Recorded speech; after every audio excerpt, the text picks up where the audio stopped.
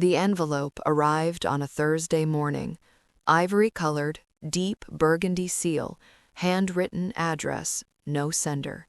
Amara Okafor almost dropped it in the recycling bin with the pizza flyers and overdue notices. Something stopped her, some instinct older than reason.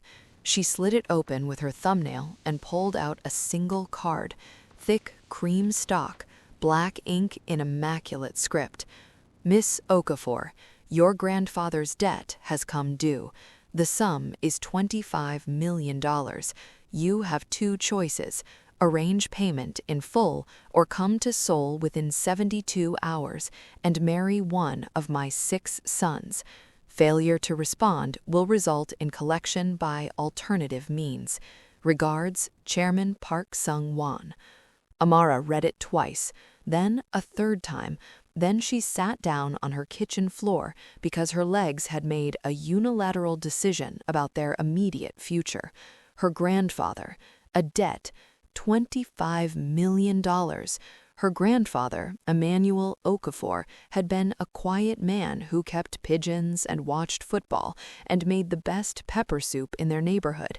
He had died 8 months ago at 81 years old, with a smile on his face and apparently an extraordinary secret buried somewhere in his history.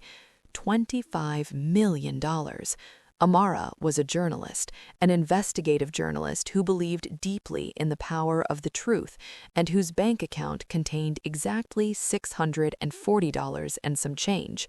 She could not pay. She could not disappear. She had a mother, a younger brother in university, a whole life with roots too deep to simply pull up and run. So she did the only thing that made any sense at all. She booked the cheapest flight to Seoul she could find, called her editor to say she would be unreachable for an indeterminate period, left her neighbor a key for her plants, and packed a single bag. If this was going to happen, it was going to happen on her terms. 70 hours later, she stood in front of a building that looked less like a family residence and more like a fortress that had been given architectural training. High stone walls, iron gates that looked like they had never once in their existence been described as welcoming. Security cameras at angles that suggested whoever had installed them had been thinking very carefully about every possible approach. Standing at the entrance was a man in a dark suit who bowed and said nothing and led her through those gates without explanation. And waiting in the entrance hall beyond them, a figure that made Amara understand immediately why the building looked the way it did. Chairman Park Sung-won was not a tall man, but he occupied space with an authority that had nothing to do with height. Silver hair, perfectly groomed, a face that had been sharp once and had grown sharper with age, the way some materials do under sustained pressure. Eyes that had the particular quality of eyes that had made very significant decisions and were entirely at peace with the consequences of all of them. Miss Okafor, his English was precise and unhurried. You arrived. You gave me 72 hours. I used 69. He looked at her steadily. And the remaining 3? I needed to sleep on the plane. I'm not useful to anyone exhausted. Something moved at the corner of his mouth, not quite a smile, not quite not one either. Follow me. He led her through the kind of house that makes you aware of your own breathing, high ceilings, traditional art on walls that knew what they were doing, staff who appeared and disappeared like the house itself was managing them. Finally, a room, a large room with 6 chairs arranged in a careful semicircle, and in those chairs 6 men, 6 pairs of eyes that all turned toward her when she entered. Amara stopped walking. She looked at them all. She kept her face completely neutral and made a private promise to herself that no version of whatever happened next would find her showing fear in this room. Sit, Chairman Park said, gesturing to a single chair facing the semicircle. She sat. She crossed her ankles. She looked back at the 6 men with the calm attention of a journalist who had sat across from people much more frightening than this and taken excellent notes. "Your grandfather and I were business partners 40 years ago," Chairman Park said, "in Nigeria. He borrowed a considerable sum to fund an export business. The business collapsed. He relocated. The debt was never settled. Interest accumulated over 4 decades. The sum has grown to what it is." He folded his hands. "I have 6 sons. All of them are accomplished. None of them have married. This has become a significant problem." "So I'm the solution to your problem?" "You are a potential solution," he corrected, "if you choose to be. You can pay the debt." He let the pause sit. "Or you can meet my sons and choose one." "And if I refuse both options?" He said nothing, which was itself an answer. Amara looked at the 6 men. "Tell me your names," she said.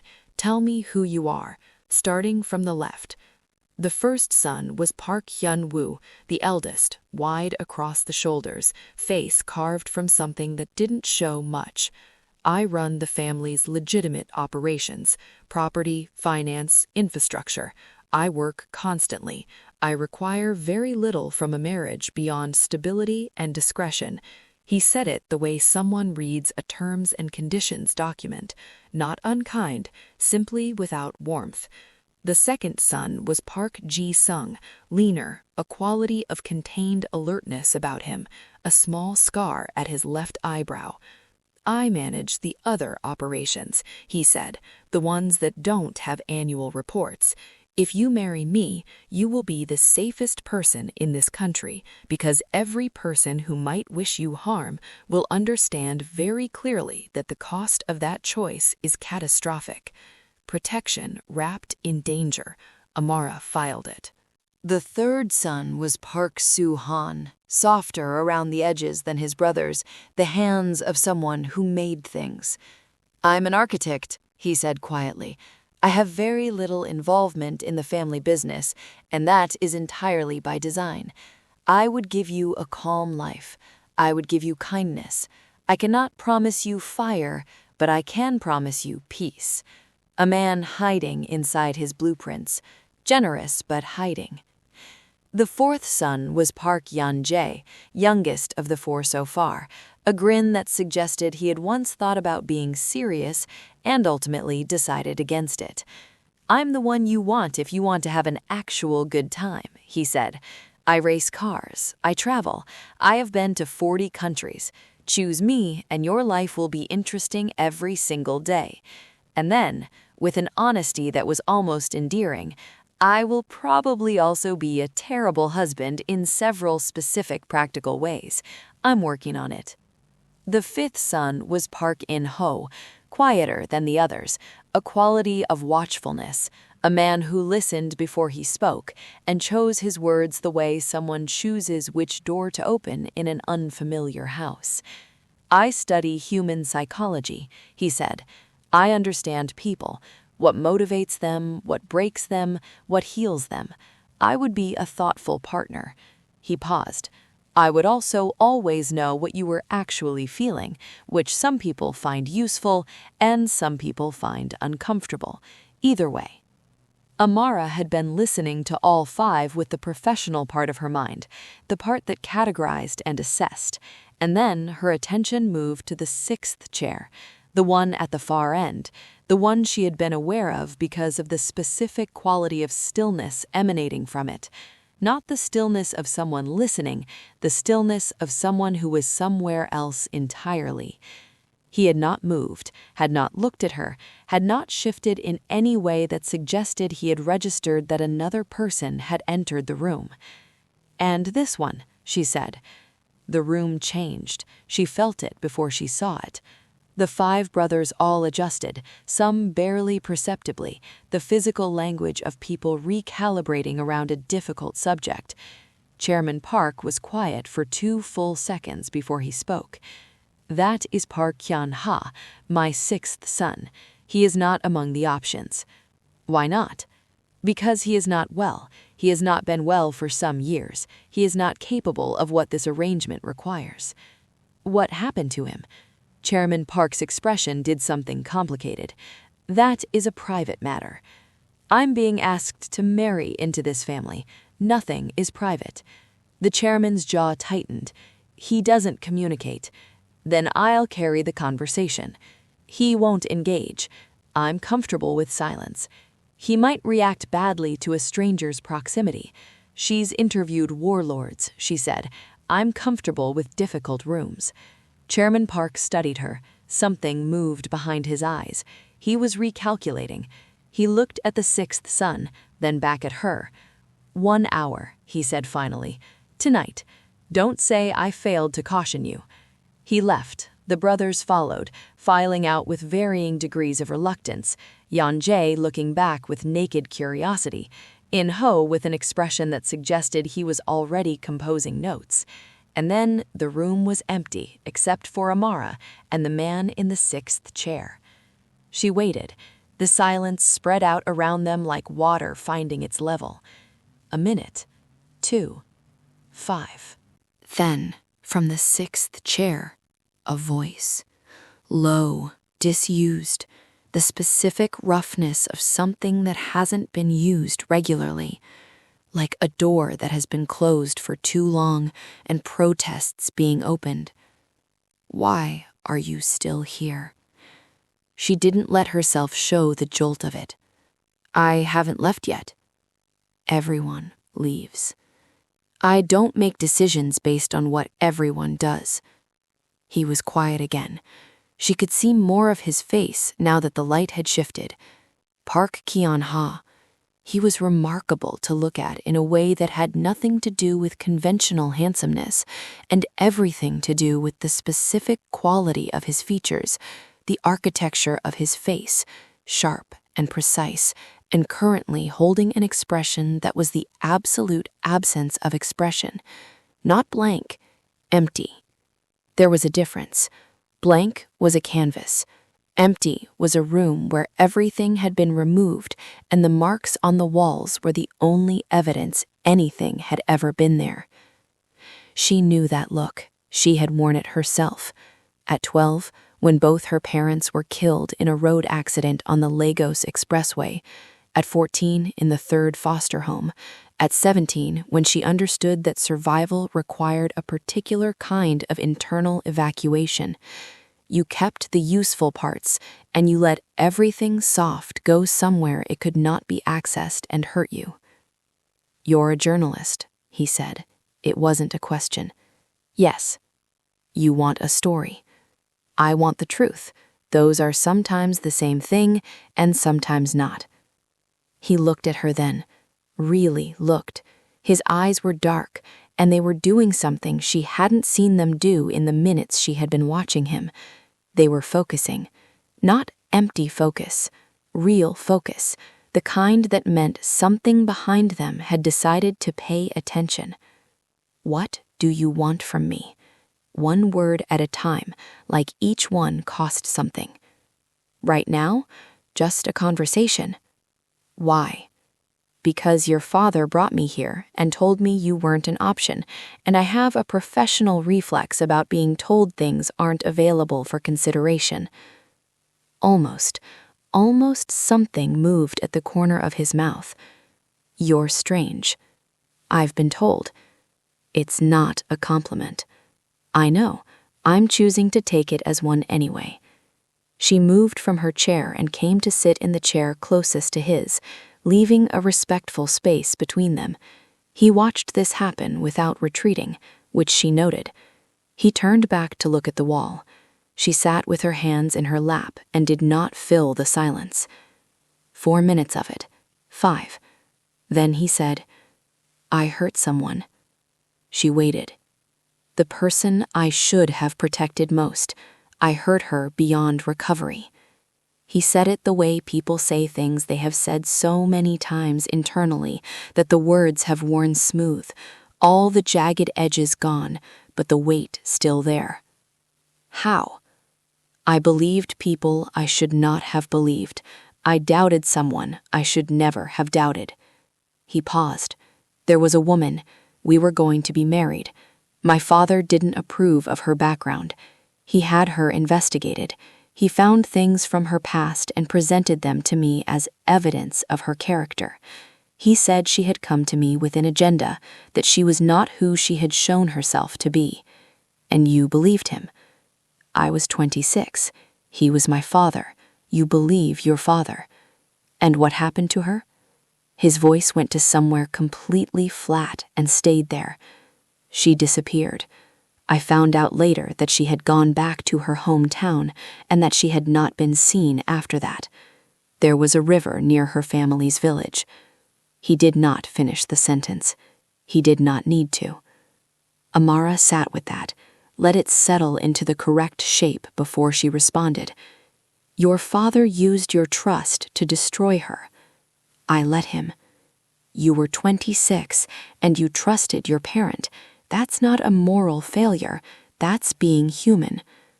I chose to believe the worst of someone who had given me nothing but reasons to believe the best. Yes, and that was wrong. And you have been paying for it, she said, looking at his face, since the day you found out. Every day. What, 4 years? 5?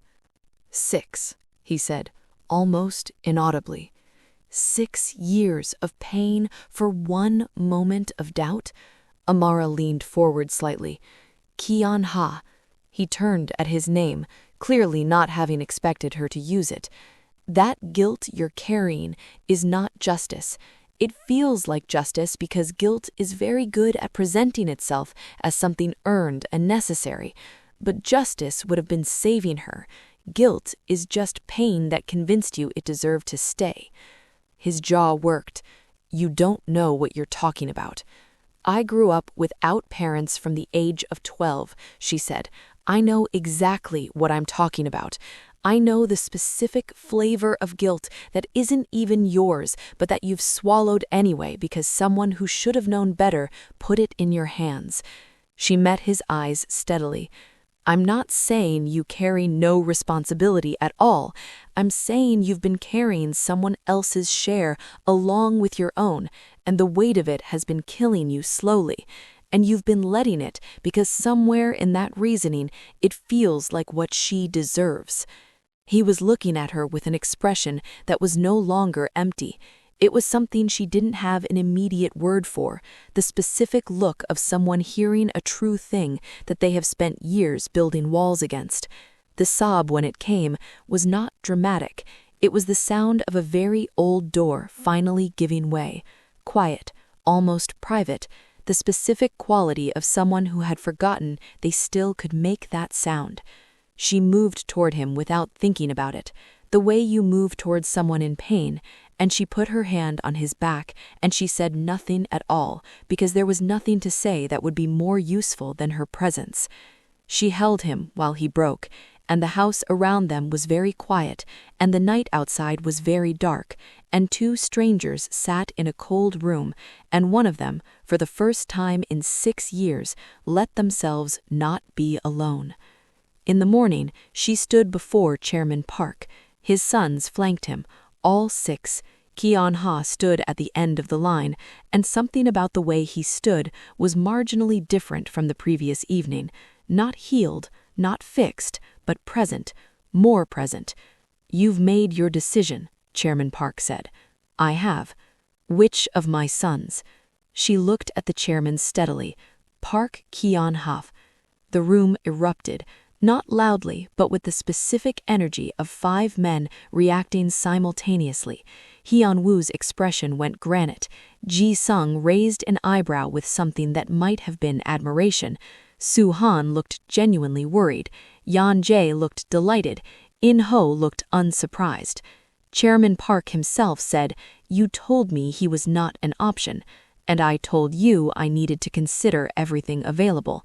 She stepped forward. I want to say something, and I need everyone in this room to listen. She looked at the chairman directly. Your son has been destroying himself for 6 years over a tragedy that you engineered.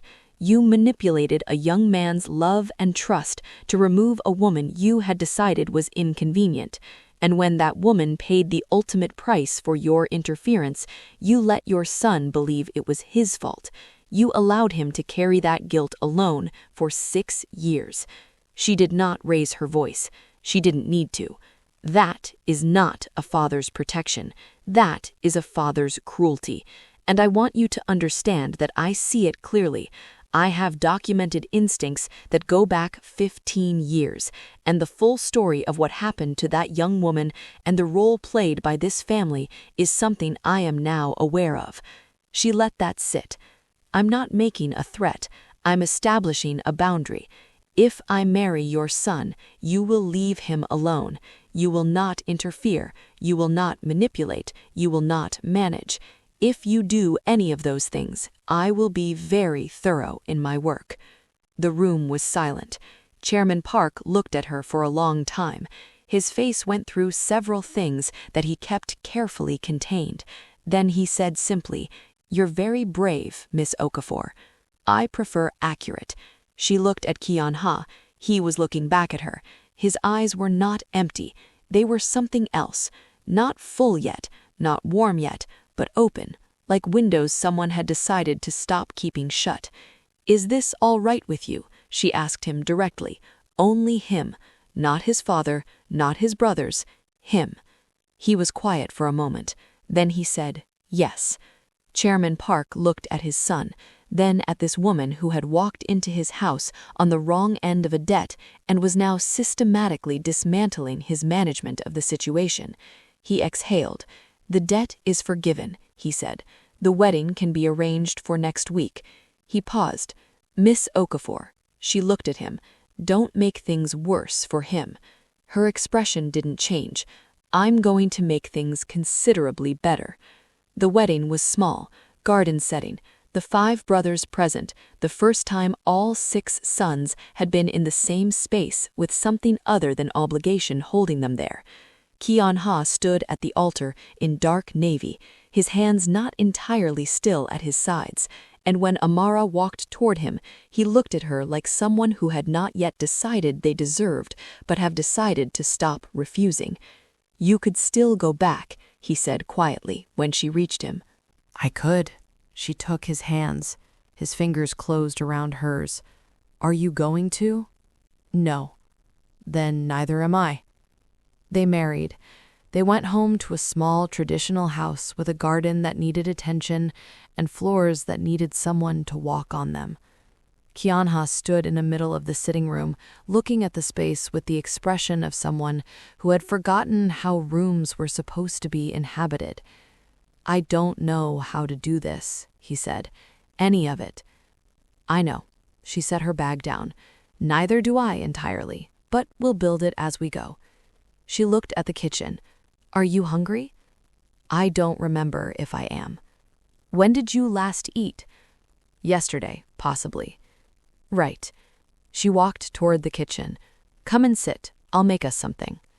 He sat at the kitchen table and watched her move through the unfamiliar space with a practical energy of someone who had been building home from scratch in unfamiliar places since childhood. She made rice and stew from what she found in the cupboards, simple, warm, real. She put a bowl in front of him and sat across from him, and they ate without speaking, and the silence was not uncomfortable. It was the silence of 2 people who had both spent too long performing okayness and were relieved to be done performing. "This is good," he said, quietly. "It's basic." "Still good." He looked at his bowl. "Thank you." "For the food?" "For yesterday, for staying, for today." His voice was very careful. He was someone choosing each word with great precision because he had learned that words had consequence. "No one has stayed in a long time. People come close and then they understand what they're dealing with and they go. Then they lacked imagination," she said. He almost smiled. He almost did. The first weeks were not easy. He did not sleep through nights. She heard him sometimes moving through the house in the dark hours, not restless exactly, more like someone who didn't yet trust stillness. She did not follow him or ask questions. She made sure there was always something warm in the kitchen if he needed it. She kept the lights low and the house quiet. She learned the particular geography of his silences, which ones meant he needed space and which ones meant he would not object to company. 3 weeks in, he came and sat beside her while she was working at the table. He didn't say anything. He brought his own book. They sat in parallel quiet for 2 hours, and it was the most natural 2 hours she had spent in that house. 1 month in, she was telling him about a story she had covered years ago, a piece about fishermen on the Niger Delta, the specific light at dawn on the water, the way the men moved with the confidence of people who understood their relationship with a force that could kill them and had decided to love it anyway. She looked up midway through the story, and he was watching her with an expression that she recognized from the way she sometimes felt when a piece of writing did exactly what it was supposed to do, like something had landed correctly. "You love your work," he said. "I love that it matters," she said, "that someone's story gets to exist and be heard and mean something to someone who wasn't there." She paused. "Don't you have something like that?" He was quiet for a moment. "I used to draw," he said. "Architectural things, buildings that probably couldn't be built. I stopped." "Why?" He didn't answer directly. It felt wrong to make beautiful things. She looked at him steadily. Beautiful things don't require permission from your grief. The next morning, she left a sketchbook and a set of pencils on the table without comment. She came home that evening to find him at the table with the sketchbook open and 3 pages filled with something intricate and ambitious and alive. He closed it quickly when she came in. She pretended not to have seen and made tea and asked him about his day and said nothing about the sketchbook. But that night she sat with a feeling she recognized as hope and held it carefully because hope was a thing she had learned to handle with some care. 4 months in, she went with him to face his father. She sat beside him, not ahead of him, not behind him, beside. Kionha spoke with a steadiness and a clarity that was entirely his own, the product of 4 months of slowly, painfully choosing himself back into existence. He told his father the truth about what the guilt had cost him. He told him the truth about Suyeon, about the love that was real and the betrayal that had been his father's making. He told him that he was done carrying it, that it belonged to its rightful owner. His voice did not shake, though his hands in hers were not entirely steady, and she held them and let him feel that she was there. His father sat behind his desk and listened with the specific stillness of a very powerful man being told true things he would have preferred not to hear. When Kionha finished, Chairman Park was quiet for a long time. Then he said, "I believed I was protecting the family." "You sacrificed your son for the family," Kionha said. "Those aren't the same thing. I know you don't see the difference, but I need you to try, because I'm not coming back to this conversation. I'm leaving it here with you, and I'm not carrying it anymore." They walked out together into the morning. Kionha stopped on the path outside and stood with his face turned toward the sky for a moment, eyes closed. She waited. Then he opened his eyes and looked at her with an expression that was not happiness exactly, but was something in that direction, something lighter than anything she had seen on him before. He took her hand. He had been doing that more, small, deliberate touches, a language he was relearning. They walked back to their car and drove home through a Seoul morning that was beginning to warm with spring. 2 years later, Amara's documentary premiered in Lagos first, then Nairobi, then London, then Seoul, then New York. It was about grief and guilt and the specific violence of being manipulated by those you love, and the longer, slower, less dramatic work of choosing to come back to life. It featured Kionha, his story, his voice, his face. He had agreed to all of it. "Let the world see," he had said. "Let them know that the people who seem most gone are sometimes only most in need of someone who won't leave." The response was beyond anything they had anticipated. Letters from people who had recognized themselves, conversations it started in families and therapy rooms and quiet kitchens.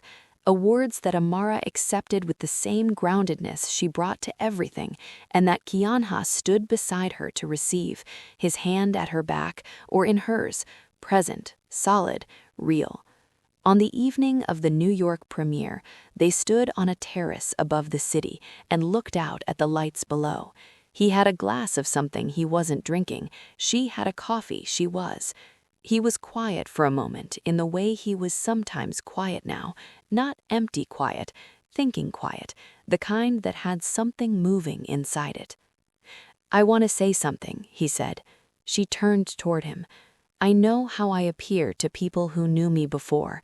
He chose his words with the same care he always did, but there was a fluency to it now, less like excavating, more like speaking. "I was unreachable. I was a closed room. I had decided that what I deserved was the emptiness, and I was committed to it." He looked at her. "You walked into that room, and you sat down, and you didn't perform, and you didn't try to fix me, and you didn't leave. And something about that reached past every wall I had built." She waited. "I love you," he said. It was simple and direct, and it landed with the specific weight of something said by someone who had not said it easily or often and meant it completely. "I am not the man I was when you arrived. I'm not entirely sure yet who I am becoming, but I know that whatever he is, he loves you completely and without reservation, and he is grateful every day that you walked into that room." Amara looked at this man, at his face which had once been entirely closed and was now entirely open, at the eyes that had been hollow and were now full, at the hands that had once held nothing and were now holding her face with a tenderness that had been learned slowly and was all the more real for it. "I didn't fix you," she said. "You did that. You showed me it was possible. Maybe," she leaned her forehead against his, "but you did the work, every single day. That was you." She pulled back slightly to look at him clearly. "I'm very proud of you." He closed his eyes briefly. When he opened them, the feeling in them was something she would spend the rest of her life being brave enough to have found. "I know," he said. "I can feel it. That's the part that still surprises me, that I can feel things again, that I'm not empty anymore." He looked out at the city and then back at her. "You gave me that back. You had it all along." She took his hand. "Come on, let's go back inside. They're waiting for you." He nodded. They walked back inside together, back toward the warmth and the noise and the full, complicated, textured life they had built in a space that had once held nothing but two strangers and the remains of a very old debt. The debt had been forgiven long ago. What had taken its place was worth considerably more.